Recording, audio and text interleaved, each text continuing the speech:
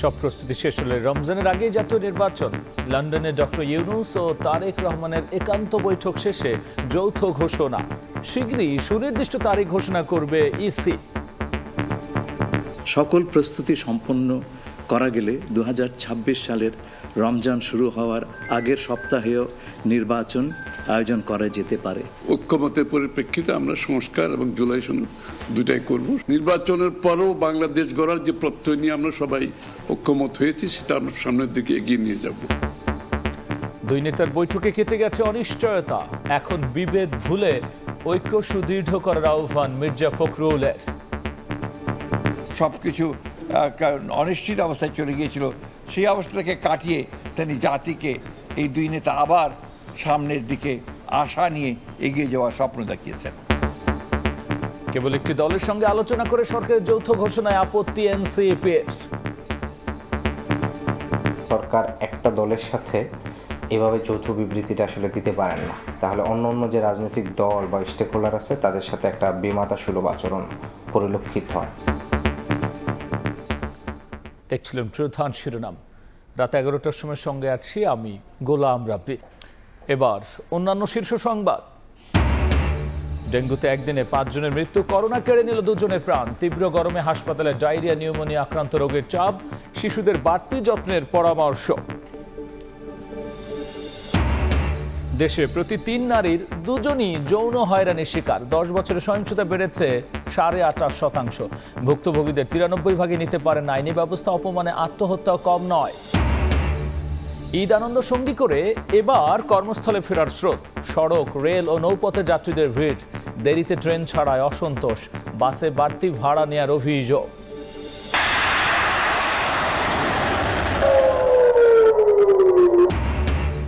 আবারও সংঘাতে রক্তাক্ত মধ্যপ্রাচ্য। ইসরায়েলের হামলায় ইরানের বিপ্লবী গার্ড ও সশস্ত্র বাহিনীর প্রধান নিহত। তেল আবিব লক্ষ্য করে পাল্টা হামলা তেহরানের।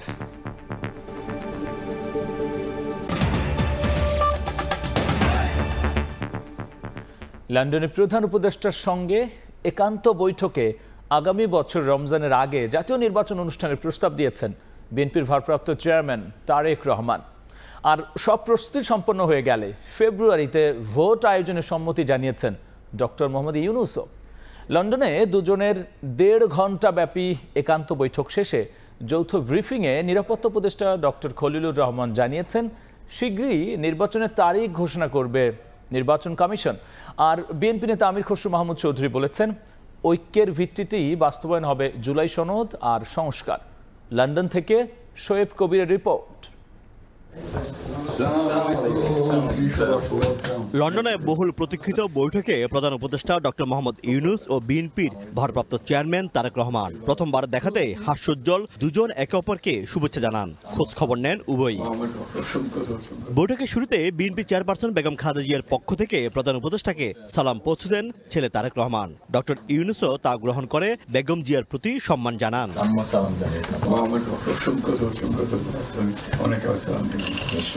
বাংলাদেশ সময় শুক্রবার দুপুর 2টায় লন্ডনের ডরচেস্টার হোটেলে আনুষ্ঠানিকভাবে শুরু হয় দুই নেতার একান্ত বৈঠক। 1.5 ঘণ্টার বৈঠক শেষে হোটেল থেকে বের হন তারেক রহমান। এ সময় হাস্যোজ্জ্বল চেহারায় নেতাকর্মীদের অভিবাদন গ্রহণ করেন তিনি। তারেক রহমান চলে যাওয়ার পর যৌথ সংবাদ সম্মেলনে বৈঠকের বিষয়ে ব্রিফ করেন জাতীয় নিরাপত্তা উপদেষ্টা ডক্টর খলিলুর রহমান ও বিএনপি নেতা আমির খসরু। খলিলুর রহমান জানান আগামী বছর রমজানের আগে নির্বাচনের প্রস্তাব দিয়েছেন তারেক রহমান।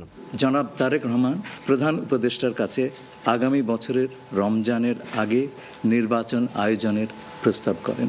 দলের চেয়ারপারসন বেগম খালেদা জিয়াও মনে করেন ওই সময় নির্বাচন অনুষ্ঠিত হলে ভালো হয়। তবে সব প্রস্তুতি সম্পন্ন হলে রমজানের 1 সপ্তাহ আগেও নির্বাচন সম্ভব বলে জানান প্রধান উপদেষ্টা। নির্বাচন কমিশন শিগগিরই ভোট গ্রহণের সুনির্দিষ্ট তারিখ ঘোষণা করবে বলেও জানান খলিলুর রহমান। প্রধান উপদেষ্টা বলেন যে তিনি আগামী বছর এপ্রিলের প্রথমার্ধের মধ্যে নির্বাচন অনুষ্ঠানের ঘোষণা দিয়েছেন। সকল প্রস্তুতি সম্পন্ন করা গেলে 2026 সালের রমজান শুরু হওয়ার আগের সপ্তাহেও নির্বাচন আয়োজন করা যেতে পারে।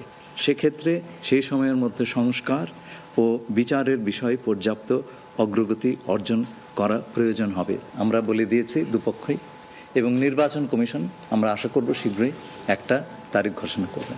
এই সময় বিএনপির স্থায়ী কমিটির সদস্য আমির খসরু মাহমুদ চৌধুরী জানান, ঐক্যমতের ভিত্তিতে বাস্তবায়ন হবে জুলাই সনদ ও সংস্কার।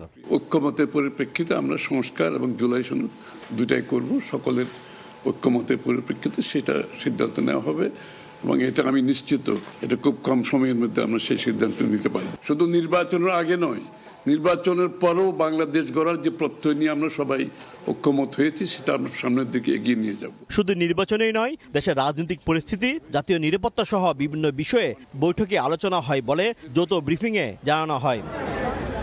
নানা জল্পনা কল্পনার পর অবশেষে একই টেবিলে দুই প্রভাবশালী নেতা। কে বলছেন রাজনীতির জমাট বরফের প্রথম ভাঙ্গন এটি। দুই পক্ষই এই বৈঠককে ঐতিহাসিক বলছেন।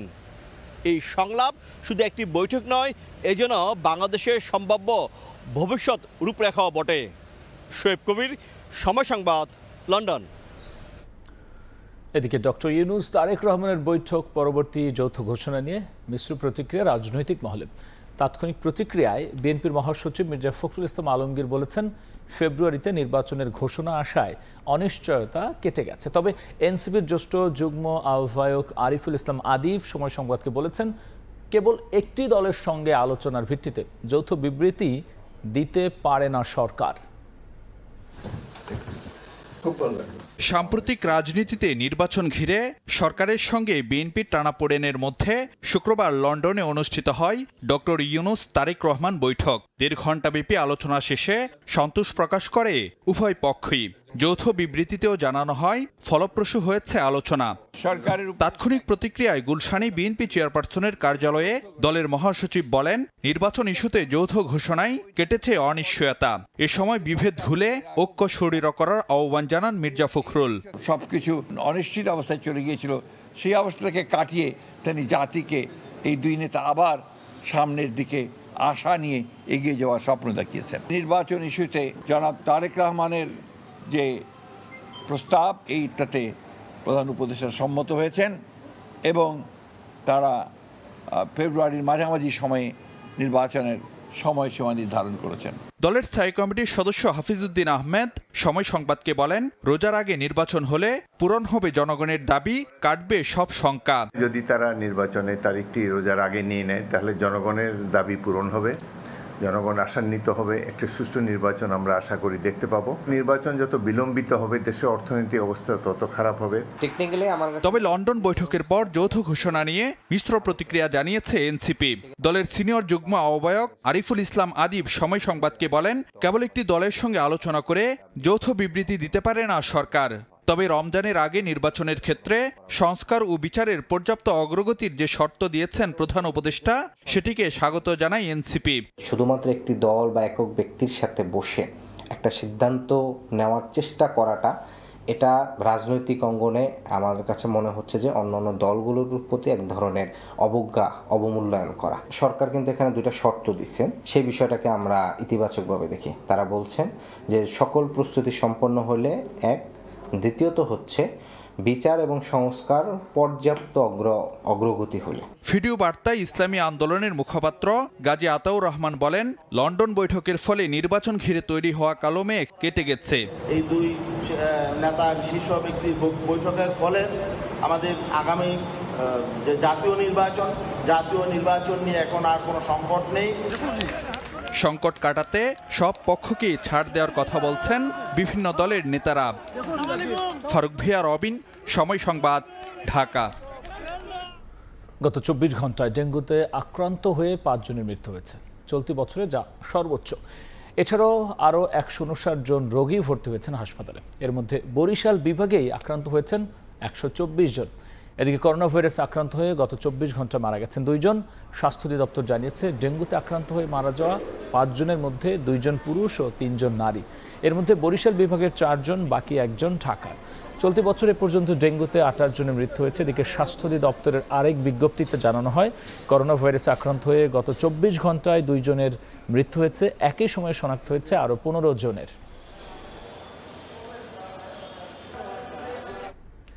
করোনা ভাইরাস সংক্রমণের ঊর্ধ্বগতির মধ্যে সারা দেশে শনাক্তকরণ কিট বিতরণ শুরু করেছে স্বাস্থ্য অধিদপ্তর।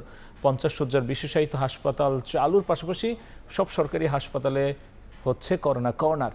বিভিন্ন দাতা সংস্থা ও চীনের সহায়তায় কিট ও টিকা সংগ্রহের পাশাপাশি মজুদ বাড়াতে সরকারিভাবেও আমদানির সিদ্ধান্ত হয়েছে। আতঙ্কিত হয়ে শিক্ষা প্রতিষ্ঠান বন্ধের সিদ্ধান্ত না নেওয়ার পরামর্শ বিশেষজ্ঞদের। প্রসূন আশিসের রিপোর্ট। 2020 সালের শুরুতেই করোনা ভাইরাসের ভয়াবহ রূপ দেখেছিল বিশ্ব। 5 বছরের ব্যবধানে আবারও নতুন করে এর বিস্তার ঘটছে।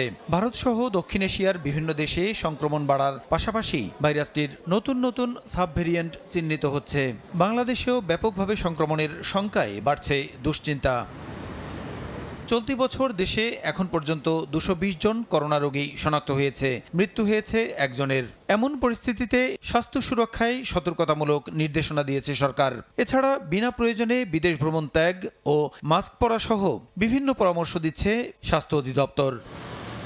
এদিকে বিভিন্ন মেডিকেল কলেজ ও জেলা হাসপাতালে করোনা পরীক্ষা করতে বৃহস্পতিবার থেকে শনাক্তকরণ কিট বিতরণ শুরু হয়েছে।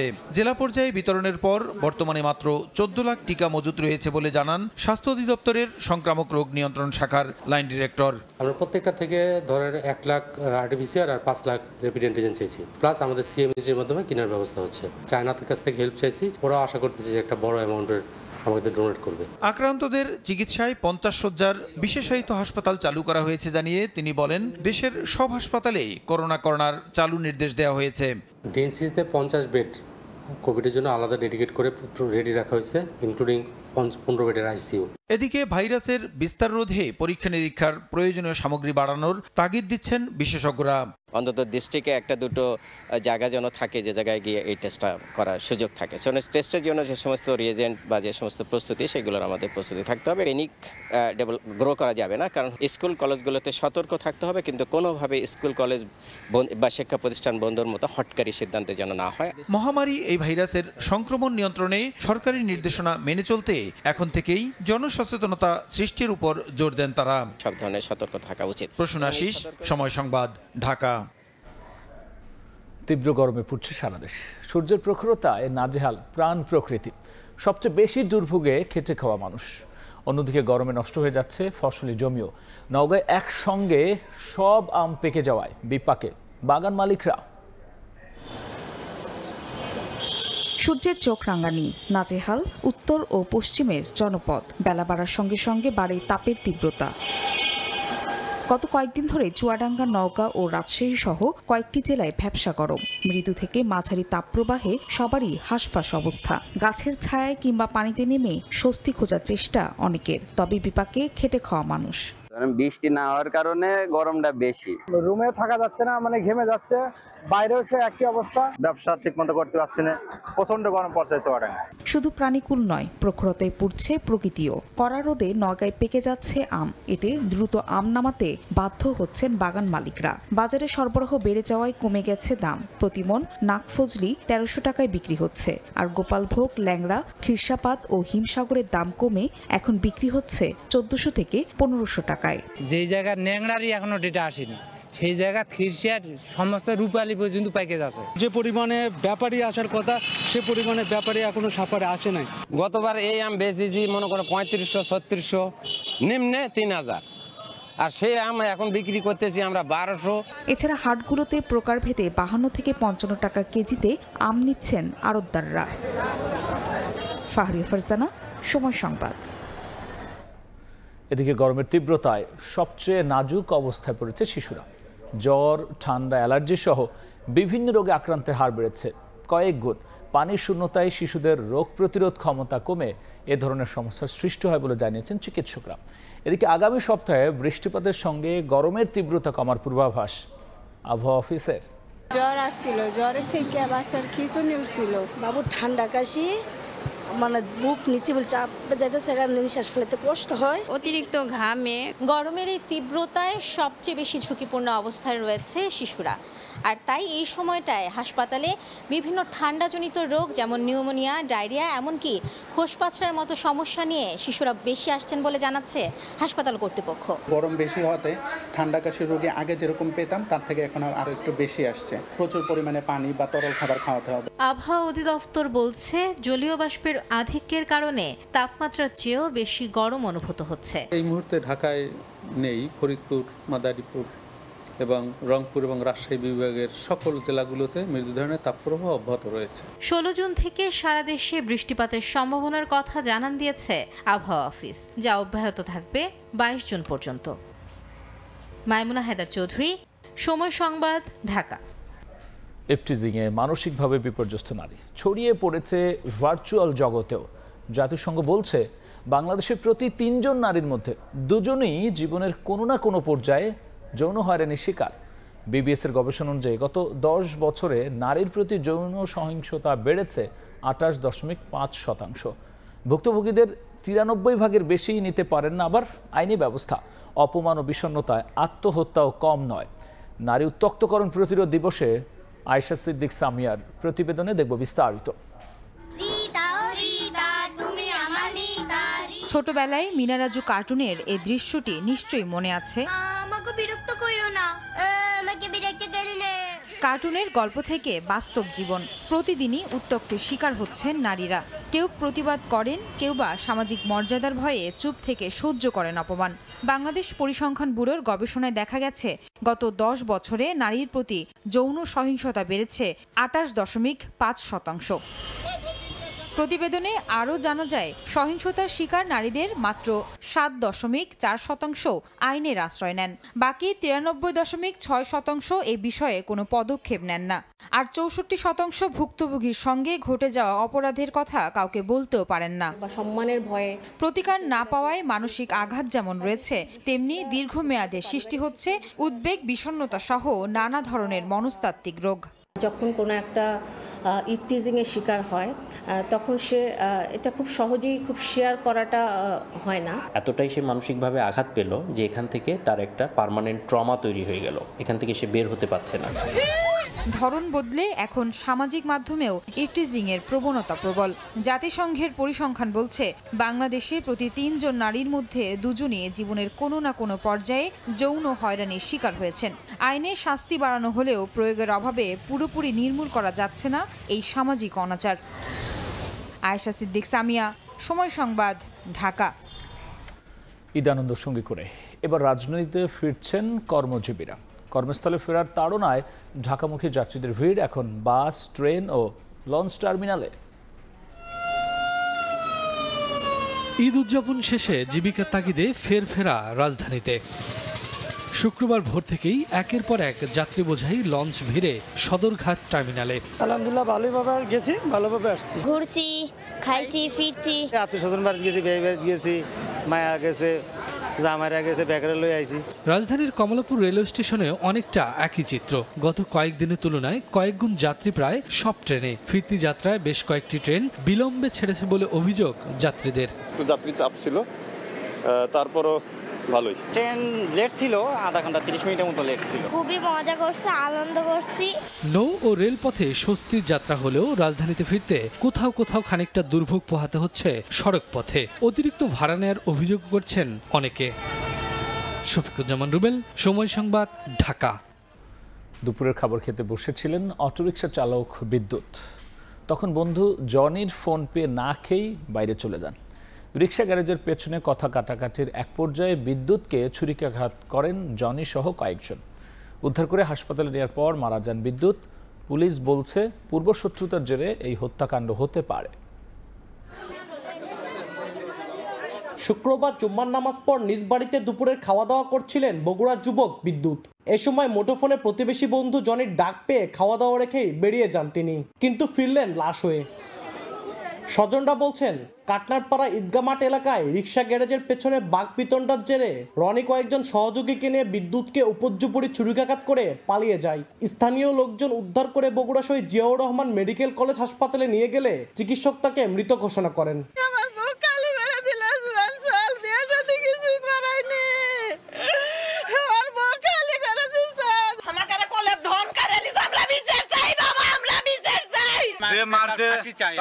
সর্বোচ্চ আদালতে সর্বোচ্চ বিচার হয় ভাই। পুলিশ বলছে নিহত বিদ্যুৎ ও অভিযুক্ত রনি একে অপরের বন্ধু। পূর্বের কোনো শত্রুতার জেরে এই হত্যাকাণ্ড হতে পারে। লাশের শরীরে স্ট্যাবের চিহ্ন রয়েছে। কি হয়েছে এটা এখনো আমরা তথ্য পাইনি, এটা ইনভেস্টিগেশনের পরে আমরা জানতে পারবো। সর্বাত্মক চেষ্টা করছি রনিকে অ্যারেস্ট করার। অভিযুক্ত রনির বিরুদ্ধে সদর থানায় মাদক ও মারধর সহ 5টি মামলা আছে। আব্দুল আওয়াল, সময় সংবাদ, বগুড়া। দিনাজপুর মৌলভীবাজার ও পঞ্চগড় সীমান্ত দিয়ে আরও ৩৫ জনকে পুশ ইন করেছে বিএসএফ। ভোরে দিনাজপুরের বিরামপুরের অচিন্তপুর সীমান্ত দিয়ে ১৫ জনকে পুশ ইন করা হয়। তাদের ঘোরাঘুরি করতে দেখে সন্দেহ হয় বিজিবির। পরে তাদের আটক করে নেওয়া হয় ক্যাম্পে। অন্যদিকে পঞ্চগড় সদরের গোলাবাড়ি সীমান্ত দিয়ে জোর করে 7 জনকে ঠেলে পাঠায় বিএসএফ। এছাড়াও মৌলভীবাজারের বড়লেখার নতুন পাল্লার থল সীমান্ত দিয়ে 13 জনকে পুশ ইন করেছে বিএসএফ। 2 দিন বন্ধ থাকার পর দর্শনার্থীদের জন্য খুলে দেওয়া হয়েছে সিরাজগঞ্জের রবীন্দ্র কাছারি বাড়ি। সকালে জেলা ও পুলিশ প্রশাসন এবং প্রত্নতত্ত্ব অধিদপ্তরের ঊর্ধ্বতন কর্মকর্তারা উপস্থিত থেকে কাছারি বাড়ি উন্মুক্ত করে দেন। পরে দর্শনার্থীদের পদচারণায় মুখরিত হয়ে ওঠে কাছারি বাড়ি। এদিকে হামলার ঘটনার সঠিক কারণ অনুসন্ধানে গঠন করা হয়েছে 2টি তদন্ত কমিটি। আর কাস্টোডিয়ানের দায়ের করা মামলায় এখনো পর্যন্ত গ্রেফতার করা হয়েছে 5 জনকে।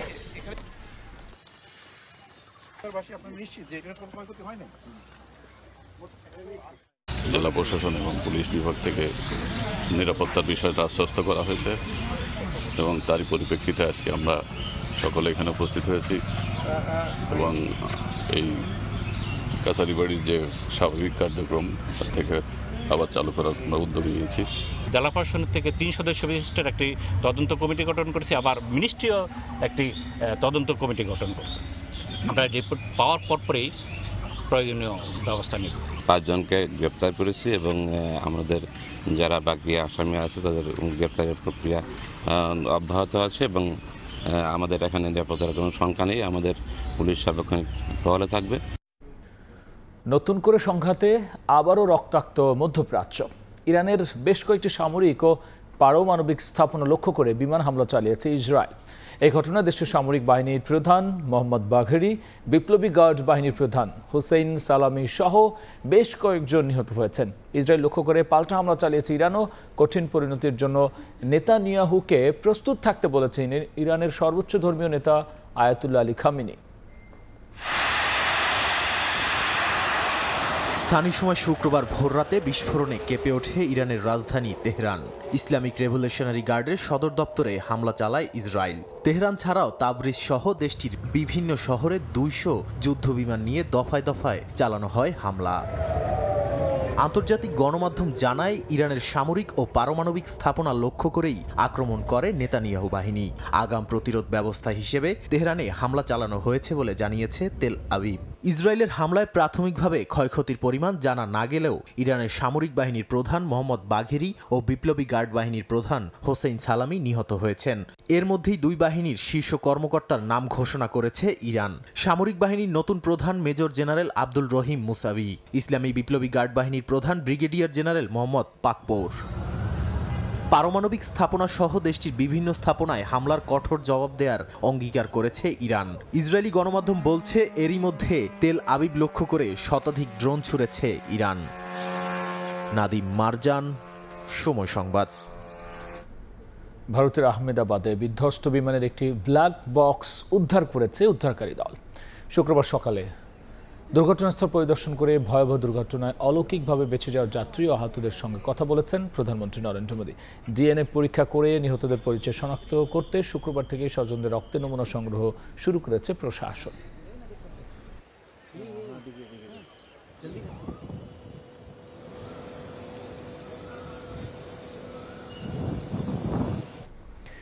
এই ছিল আমার কাছে থাকা দেশ বিদেশের খবর।